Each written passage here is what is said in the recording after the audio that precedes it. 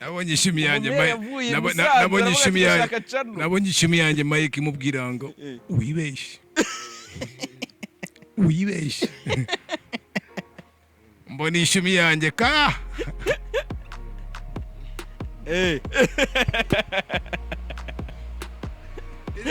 mumbabarire sinari mbizi narizi kongerageza ndege ibyo Pacson yakoraga nakurikizaga umutima mwiza wa Pacson ahuriza hamwe abahanzi afasha abahuri beach n'abantu Bateka n'umusaza n'umure kuriye niyo baba bago gitumo back tumubwiye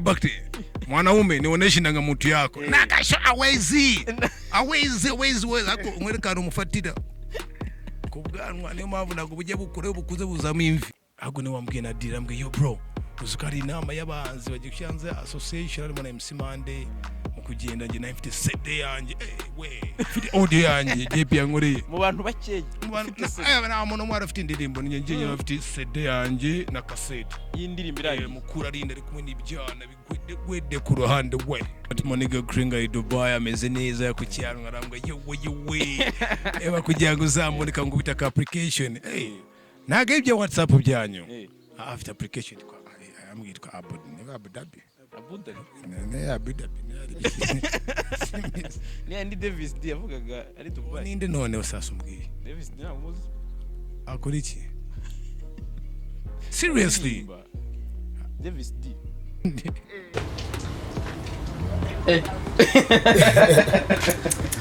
this is not a khaki ekatubaze yanga black forever ekatubaze yanga the don yo nani mkubita besto umuntu muniga wanje yiza naga ni besto wanje ni producer besto ko bimunanga muntu yiwe na imbizi nibyo yigiye yeah not that way nani kumubwira ngo itwa besto it's my name bro, it's my name besto producer guteye ikibazo banzu mubazi toka shitani nago kubiti shoti wapi bro je besto ni zina paka na besto gira besto ni bikisa besto ni zina sobana besto bisobana iki kwaruze ngo toka shitani besto it's something best man something best David ariko nagari byo nagendeyeho besto like ni ikintu kiri best man bose izina ryawe iyo bari hinnye ni nka Fashizo Manizo Hambogizo Safinizo aje undi ni zonde Manizo Manizo Fashizo Bodizo naje bestizo kwa kunumvishe Davidizo wapi man Jenny best the name ni izina niswe man atari haze jya numva abatini man bafite izo slang ngo best je naryise nizo slang bose nk'iyo abantu bari kuguhamagara kwa kundi wenda umuntu ashobora kwitwa JALAS umuntu akavuga ngo Jara unako ashobora kukwita B oya reka ariko hari abantu bijya bibaho man hari abantu bijya bibaho kabisa gashidu kavuze ngo B ubuka uri B nkahita mbwira ati wapi ndi Z reka ibaze JALAS agwamage B muri gare mujye gutega kwa stage ngo B ukayituhindike na dread wapi nago nahindukira ko ariko bakuna maka B iyo umamagayemo B ndikomereza reka wambaye n'amahina wayitubaka B reka nataye yawe ni aka B ni rimwe ariko bro ni rimwe man just one uri maka B one it's a nigga manyamaka B ahubwo ngiye gutajya kukwigaho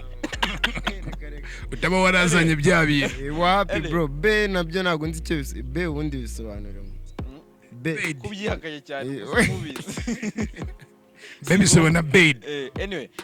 Pac hanyuma ni producer ni muri gukorana muri no minsi cyangwa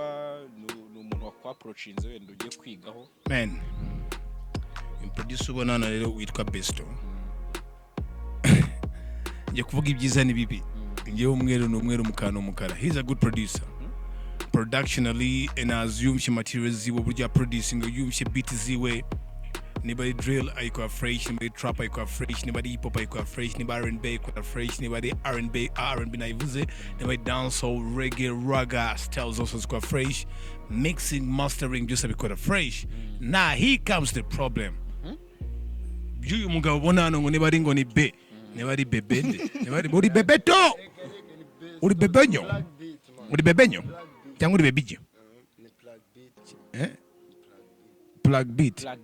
All right, you plug beat today though. Plug beat. He's not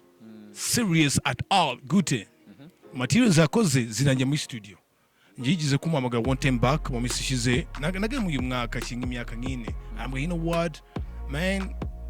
come listen to this beat. Beat the dope ja tari. Urumva beat was kwikunda. I know that. I mean, mageze the beat was dope ja tari. Numvishe beat man. Nanjye nk'umuntu kabisa ukunda music wakoze music kuva 2023 nayisengwamo faster track ari dope. The next time dukora indi track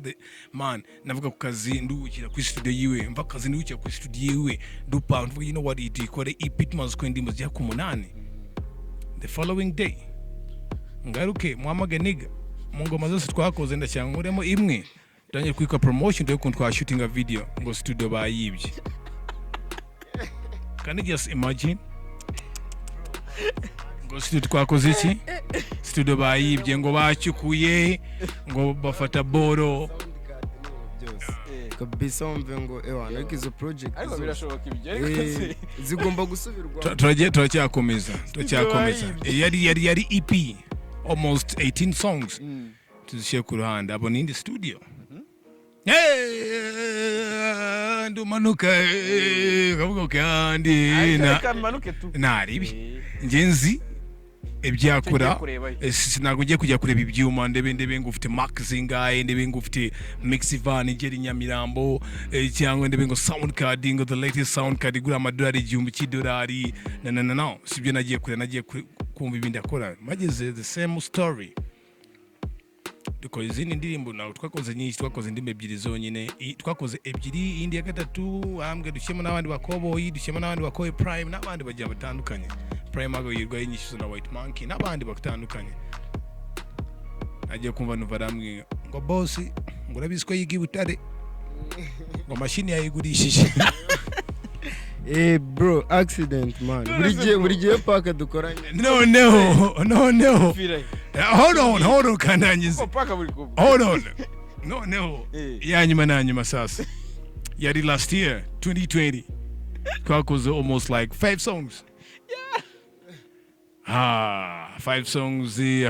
ngo urabona nyiri studio urabona redizi urabona biranyari eka mwivugire. Listen bro bipfira man gusugo ngugo biragira rizi wapi nizizizi didi noneho yewe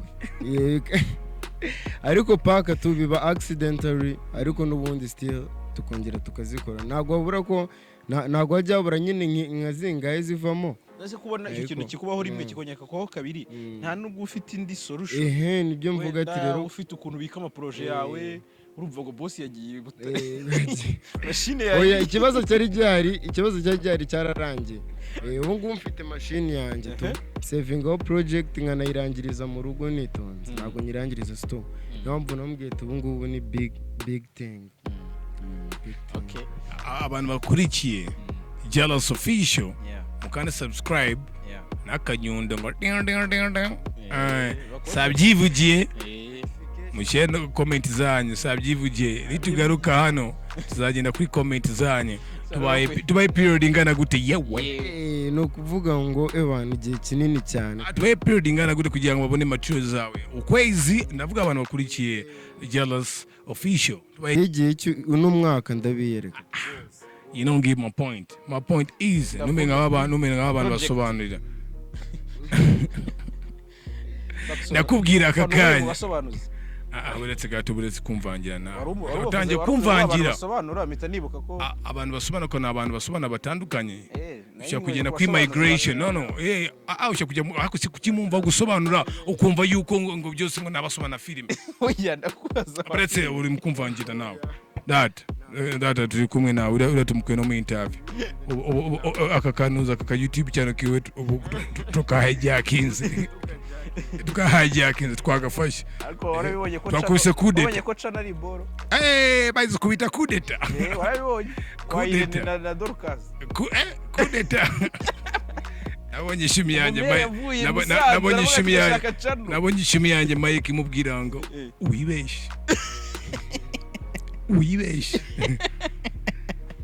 mbona ishimi yanjye ka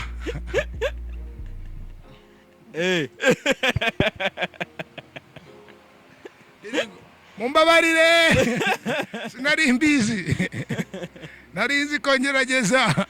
ndege ibyo Pacson yakoraga nakurikizaga umutima mwiza wa Pacson ahuriza hamwe abahanzi afasha abahuri beach n'abandi ni horinde man beach ni horinde park hitwa hori beach none se kwa besto siryo zina ryiwe si witwa JALAS so official sasa njye sinikwa Don Pacson most wanted street dream na yitwa Holy Beach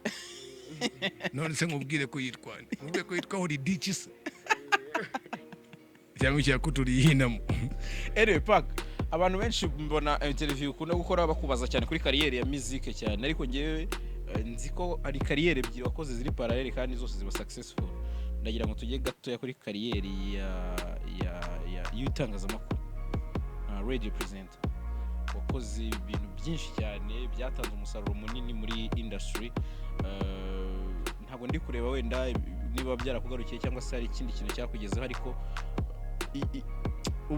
iriya game buriya buzima ndashaka ko dusubiza inyuma gato abantu bakuzi muri city train abantu benshi cyane niyo bakumenyemo cyane urumva abantu bakuzi muri show ya wevuga niyo nzima yuzo bita hot 7 at 7 ku flash aho ukorera na baginti na MC Tino anyways let me cut it short nje kwa radio mbe naba inspired na Bakti numva ko twiganaga ku academy Kigali International Academy cyo nje nari mu piti Bakti ga n'umusaza n'umure kuriye niyo baba bago gitumo Bakti mubwiye Bakti mwanaume nionyeshe ndanga mtu yako nakasho awezi ako mwerekana umufatira kubwanwa niyo mpamvu nakubuje bukure bukuze buzamo imvi tizo uko mutu wangu kana nanye shira hanze nakangushira hanze nakanu yitaho uzimana yagize tizo wanje ni igipara kandi jagapara kaza kakuraburiza sasa umuvandi mwanje ebana imvi nawe bana uraguki ndamuntu ufite igipara uragurisha sasa umusore wanje tizo man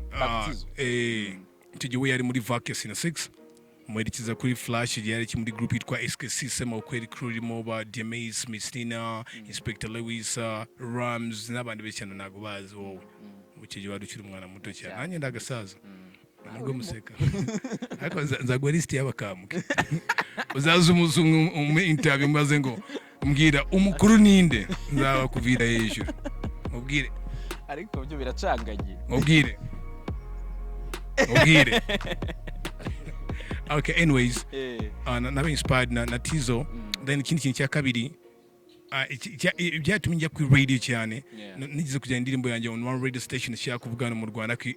ndakeka yuko yari first private radio station hano mu Rwanda icyo gihe yakoraga ku irebero wajyanaga CD y'abakubwira ngo niwe njyana utakora niwe njyana ndakora iki utakora ugasiga CD yawe ukasigira umusekirite ebana ukazumva umuvandimwe wanjye M to the ebana ikinira ugategereza shkwida nakuze ibaza ariko kugenda n'amaguru bro uvuye Nyamirambo kujya kwirebera umuhanda umwe yakirura umwana muto wiga mu ambe secondaire umwana muto mwana akiri vumbi man hari vumbi rya danje papa mwishamba bro utigita nigga Hustle ukazicara ukazabumva weekend imeanza bila uspen imefika iyo ndimo yari ya SKC babakti ubu twiganaga mu academy uri kwa gatanu ukajya kubona bakti yabyembye hano ko ona ibitanda byo muri dora kimwe hasi kindi hagati no down and up kubona bakti yamenye sasimbuka weekend imeza kagamana yanjye zacyaho ryari koko kashwi ibyatumye ngira iga yo kuvuga ko man these guys ibyo bakora se kuki umuntu atabikora when I was even a kid ngira karonda ngira kuri Flash FM Kamanzi ama welcome ngidimu ndumu petit icyo gihe Tino yakoraga nijoro bama try ko na Tino bambwe yo dope barambwe muri Hot 7 icyo gihe Ginti yikoraga na Tino bayivuyemo ko na Ginti nigumamo Ginti afite kandi kazi bigenda bikomeza then impamvu na supporting zabanzi nje bitewe n'uburyo nagiye ndi mu guhangayika sana ngina n'amaguru even shout out to Busy Be the Brain nagize nsaba n'igikero twari ko nje nishyuye indirimbo ndonja kwishyura watagira umuziki kandi mfite indirimbo zirenga ijana na I've only paid one song imwe yonye nishe Busy Be the nishe ebyiri eshatu imwe nishe muri Tanzania ndi kumwe na Jisma Bov indi nishe muri Uganda yo nishe ndi kumwe na Navi nayo nigize mbona brother Steve Jin yarandiye karakuzanye kazakora iki kazagusubizeyo so ngiyo yindi ya JP ni ya JP sustain Busy Be the Brain ko najyanye na Bakti ndibuka Busy Be yashatse gufunga ibyama label bakirima bataraza abana n'abarekiriki bari bakiriyo Busy Be ebana TFP papa amiyo chance ndi umwana muto cyane ariko uri focused mvuga man nubwo nkora icyongereza bapinga ibyongereza vuga nka marape ko ndibuka ari mukura arinda yigize kungatira ari mukura arinda yigize kungatira umunsi umwe kera yari afite association bari bafunga association kundo umuziki ari banegji bari bakiza na Ride Man ago twari tuziranye ako way back twarabiganda vuga twese twarahuriye na M Green wo muri Just Family ago ne wambwiye na Dira mbwe yo bro uzukari inama y'abanzi bagiye cyanze association arimo na MC Mande mu kugenda nge nafite CD yanjye we fite audio yanjye JP yankoreye mu bantu bakeye mu bantu nta muntu mwara afite indirimbo nge nafite CD yanjye na cassette y'indirimbo irangiye mukura arinda ari kumwe n'ibyana bigwede ku ruhande we reka teteye ngo yewe reka teteye yabashanaga so wabibonaga ari barambwiye papa karame nanjye bana ni mu nama ndimo na signing association nyirimo 100% ariko nje mfite audio yanjye ako mfite na CD radio imodoka yajyaga mu CD urumva yari ngagari CD bayishizemo ngo aya marape y'ibyongereza yambwa amarape y'ibyongereza none nashaka umuntu ari bamurega tete ari imbere yo sport navuga ni lawyer atazamfunga atazandega even much respect ahubwo nushira na kesa kakanye ariko nibyaye bihari so man yasamaga CD kanje ngashiramo mfata na cassette yanjye ndatigita mvuga you know what ngoma kuzashaka umuntu mfasha undi muntu akabiri ninge umfasha mu gitondo nahise mugera yari inde kaita waitare dembe mu gitondo nandiwe muiwe nihi abahe bamgerere manukano kwa dembe ku isoko kimisagara uzambwe ku ruhande ndavuga mu gitondo mukomanya nanga dembe ni ufite sponsorship ni ufite amafaranga barabimbwiye ni kurya amafaranga yose give me some paper ndashaka kumbera manager mu mbishe track zanjye dembe ambira umwana mwiza arambwira mamen abantu bamfashaga kanya nago bakimfasha nanjye ndi kuri hustle ariko you very good komerezaho so that's my journey Nagera urakomeza ugera nyine kugira urumva aha hantu turi inyuma cyane nturajya kuri generation uri gufata hip hop none umeze nk'uyihetse neza cyagihe Tough Gang yari iri gushininga igihe bapi bari bameze neza nyine muri kiriya gihe neza shout Moniga Kringa i Dubai ameze neza ku cyaro ngarambwa yewe eba kugira ngo uzamboneka ngo bitaka application naga ibyo WhatsApp byanyu afite application kwa amwitwa Abu Dhabi ni andi Davis D yavugaga ari Dubai ninde none wasasumbwiye Davis D namuzi akora iki seriously Davis D ntabwo muzi ari pose itara pose micro neza kuri smartphone yanjye searching ntago muzi ntabwo muzi sinyizi kabisa nizo ndimi sinjya nzumva ni Yesta ni Lingala ni Zuke ni ikinyarwanda nyine ntamenya ikinyarwanda utabeshye Davis nawe na Davis ntago muzi cyo kanze muniganye twiganye ka Davis bana nyu umuhanzi Davis D ntago muzi really asa gute wenda define wenda cyo konzi face akuna zizina muto muremure w'igikara Beston ninde mbwiye nko kumateka mbwiye nko kuma yatangiye ryari music sako mubwiraho kugira wenda ibintu uzi yakwibuka pako hari igihe asanga atanamuzi kumateka yiwe basi afite yitwa Biryogo Shiny boy ngenze Shiny boy bana akuchikunda kundushya Shiny boy nanjye kumbwa RIP kandi bavuga ngo pole basi bamufunze Shiny boy nanjye ngo RIP Shiny boy nari bigiye Shiny boy Biryogo none se paka ajya afite indi track yindi ngo bamberere umwana ngo baramfunze ngo nimba rero ngo bazavuga iki ngo noneho umwana none niyumva ko bamfunze nzira gukubita abahanzi b'iki gihe ubwo none se nukubitiyo maniga mashumampa we yakubita izingana gute navayo amaze imyaka itanu ariko menya hari abantu batanyine badashobora kwakira ibintu bya gereza ariko abaraperi mbona baresista tu Jay Polly niwe wasohotse afite makana Shiny boy yamaze igihe kingana gute avuga ngo yamaze iminsi 25 how many weeks 2 weeks 2 weeks and a half almost a month ariko nibyabyegenda ugarame kuri sima nukuri icyo uyigarameho 4 n'ubumwere utahe wabaye umwere urataha yari imindirimbo ngwego ndapfuye we ntago yagukoze ku mutima nk'umuntu nawe iyo waruririmbye iyo nayumvishije ari baby wanje tu baby wanje yaraje nyine wasuze ka baby akunda izo ndirimbo baby wanje yaraje yari ringtone yiwe sinzi umuntu amuhamagaye nambwa shedi none sindi ibintu biki ngwine karimo gashyashya kandi ka Davis neba David sinjya ndimenya Shiny boy neba Davis Dino neba Davis Dina neba Davis Dina neba Davis Dina Davis D muramugishe n'ibintu bitari byiza mu bantu ubu urayimenya ariko umvise ko story yaririmbyemo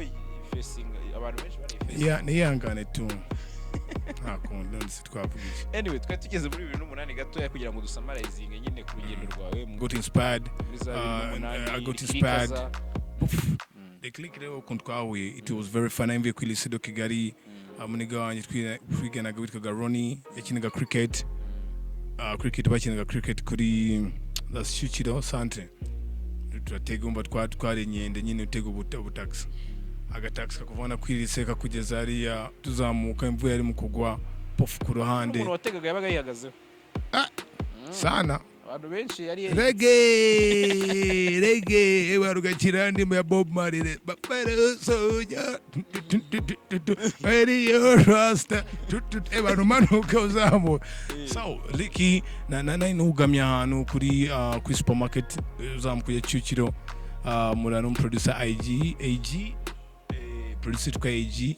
imvere mu kugwa twugamye AG mbona amanzi ko studio yose yabaga mu Rwanda ngoma kuyimenya studio yose ndanondi umuntu ukumburana hose bangenzi bande studio yose nayitigitagamo niyo mpamvu na 15 ndimbo z'ubuntu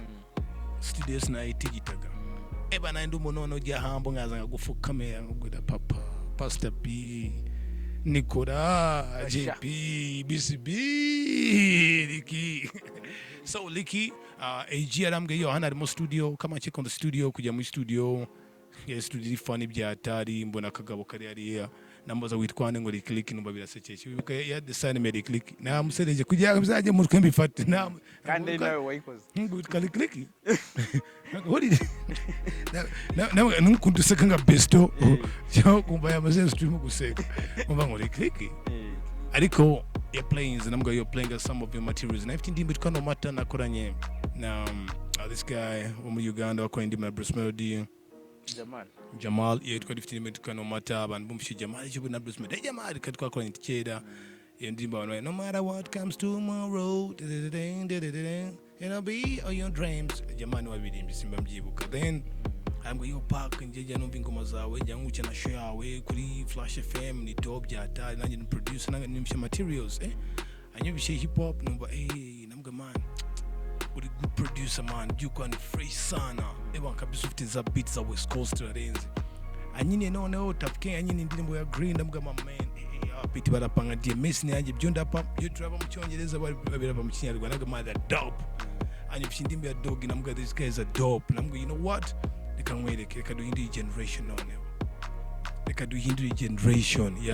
ya turaje bushasha kare ndaje bushasha mfiti nasha manuka shasha gwa kwatasha giye namashasha namwe generation yabangatse bushasha tuyihindure kana bose umutwe tuzanye na inziranye na Green na Poly ko nje na Green na Poly twahuri kwili turi mu Tronkome ko n'umugore wa Tom Close bakuriye ku academy so no twamenyanye nabo barabizi dufite some crazy life nabo namwe you know what ikadu inde generation yose Dog we na twatuziranye ama indimba ya Dogi ku munsi w'imeruka I dropped that shit like hell kubyo abantu bumvaga kavuga man umuniga yakini ibintu iyo ndimbo ndibuka nayizi gida abo 5 akambwa sinakini indirimbo ngo marayika zaziri mu gucoma namwe gucoma inyama apana gucoma byo wumva wowe then can see my boss nawe ari mwabana yakora kuri City Radio na yarayikinaga so that was me kuri Flash can see mu gitondo kuri City Radio we're only two kumusumeruka kwicyumirwa kwicima man industry tangiye kugenda iba viral ndabwira P you know what P abantu bapeti ba flowing ngawe nashaka kuzahura nabo P arambwa nabaye nabwe nabagema bitwa Tough Gang gutyo P abantu yakwena story yose nshaka kuyivuga ko buri mafite version but that's the reality nshaka kujya deep ni gutyo natangiye kujya love noneho mukuza abakobo imbona ndavuga you know what reka dushire ubumwe inazi tuwe team imwe bangaruse bushasha urabazi manuteka topito kopito fide na chopito basopito basopito namwe you know what basopito bapopito nabande tube one team hip hop you know hari fight ya danger R&B ubwo nabo abo bari mu indi side R&B ariya basaze ba band basaze nibyo mvuga man ariya nabo muri kuvuga bari kumwe nkaho bari kumwe nabo bantu bari muri R&B exactly izikirere ba Kate nicyo kinatangiye ko that was the time navuze you know what ikangore collab noneho ninduko indimo zo kudisingana ko hari indimo zo kudisingana Riderman yadisingaga baba peti big guns urumva hari this nabwo you know what ikatreke this no dushire ubumwe P ya disingaga benshi cyane nabwo ikadushire ubumwe these guys they will not know feedback ibi na let me start this nabwo ntangiye nabwo nabantu bakora R&B nabo mbashiremo bose none bazawe kuri set ya video ndebe niba ntabwo bazakura urukundo ko the more muhura the more mukundana the more mutandukana the more mwangana so ni gutyo the idea yatangiriye Samsung JALAS ntabwo byoroshye tu it's very hard impamvu ni very hard no kwera impamvu zikurikira turi ku musozo impamvu ya mbere ni abavandimwe banjye bari mu bibazo bamwe na bamwe bari behind bars urumva nabyo binkingufu nabyo mubwiye aho the time bishaka kuzamuka dufite ikintu dusubiza inyuma kugira ngo shitani impamvu kenshi njye ngatekereje ko idea toka shitani so abavandimwe banjye bamwe na bamwe bari behind bars abari bamukurikiranwaho bya ntabwo barakatirwa baracyategereje abandi baragiye so nibizazane na ya bond dufitanye ntabwo gihari cyane so it's very hard ariko no kugerageza ibintu twarabitangiye ejo binanirwa na Green ntabwo you know what park no matter what to legends ever legends reka ko dushoboye dukorere ngo turya abana abandi twarabariye twaramurika muri twarayatwaye nkuba tubone baratumone nize twarikoze twanaryangiye twakoze positive negative byose twabikiyemo ibyana twarabiriye ibi ubuyobe bwose umwanda wose twarabukoze so now at the time hari ntabwo dukora music ngo we raising people niyo mpamvu rimwe na rimwe njye indirimbo zanjye amagambo y'umunyamakuru na muhindi bwanjye nayo ikintu I don't give a fuck ngo fuck you yarasaba ikintu tunanjye nzayikine nguye material nziza same time wonse aba interview kama indimu zirindira iguhereza you don't play it yeah interlist zabo barari benshi cyane abakora ku website ngo is a being of the the article they don't pick up I don't give a fuck you know some different radio stations right and as yeah they don't I don't give a fuck arabagira ngo abajaji as long as to yes nibwa bwana mubwira ngo ubwari ufana bwa bikiga prime so bwakumva ikintu naturakoze cyane shumi yanjye akondire ko nizimeze tu my soldiers uko byamera kose muzarwana yeah man it's a war you supposed to fight right besto rero ubwo numva we nakaze wa producer rega ntago muvuga byinshi tuba dutegereje kureba output we watwijeje ko uyu mwaka bitazongera kuba no sama ubu nyine ubu hari ibikorwa byinshi imvura ya mbere izagwa ufite igikorwa cya danje aho ni neza cyane biracyari gutekwa hari niya park irimo no studio se ubu ngubu nyine wavuze ngo bimeze neza ku buryo wanayivuga umuntu ugushaka akakubona wareba ni sawa ni studio bita Global Music uranga ko ibiri soko ry'inyuma imbere ya kiliziya kuri etage irimo alimentation y'amanga bivuge neza kuri alimentation ya King James y'amanga mukorera hejuru ya kuri floor hejuru kabisa studio fresh na the Don much respect